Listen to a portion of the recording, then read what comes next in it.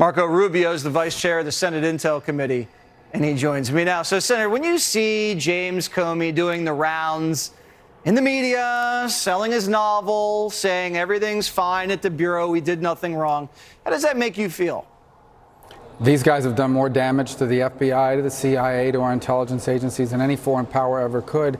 And I think you hit on exactly what's happening here. He's pitching a book, but here's more important than that. This is a revolving door thing. You get to the end of your government service and you realize, everybody tells you, it's obvious, you want to be on corporate boards, you want to be on the speaker's circuit, you want to sell books and be invited, you want to be an analyst on some of these news stations.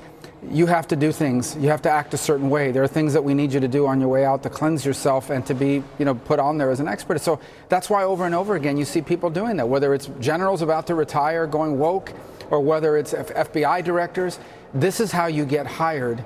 This is how you get money. This is how you can monetize your previous government service, is by becoming a voice that uses your previous service to give you the credibility and the standing to go on these shows and sell your book or be on a corporate board or get on the speaker circuit. But it's doing tremendous damage to the country, tremendous damage to these institutions. The FBI is an important law enforcement institution. Its field agents do important work every day, breaking up child trafficking rings and the like.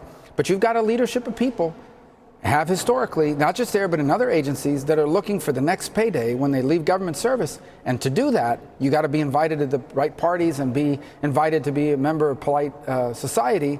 And to do that, you got to be anti-Republican, especially anti-Trump. Yeah, that's what happens when you put your career over the country. And I don't want to be in polite society, Senator. I want to be in impolite society. So you're now you're taking it to these agencies. Now, tell us about this letter that these 51 Intel guys signed that affected the last election. Is there going to be accountability there? Well, I hope so. I mean, they don't work for the government anymore. So part of it is to their accountability has to be damage to their reputation for having signed on to it. Look, here's the thing. This, unlike these other guys, I'll tell you, this is a country where people have a right to say whatever they want. They want to put a letter out there, they can.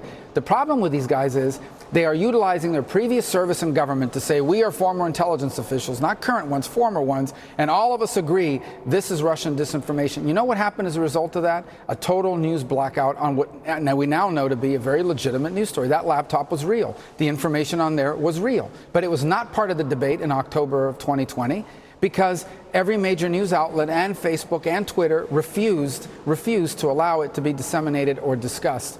And they blacked it out. And that letter was a big part of it. Yeah. That letter is what gave them the credibility to say this is Russian disinformation because those guys said it is. And now the guys are wrong, and you're right. I mean, the only accountability now has to be to their reputations. The next time they say something, we shouldn't believe them. Now, you're now talking about food stamps, and this country is really unhealthy. I'm hearing now that you can use your food stamps to buy Mountain Dew, barbecued chips. You're trying to do something about that?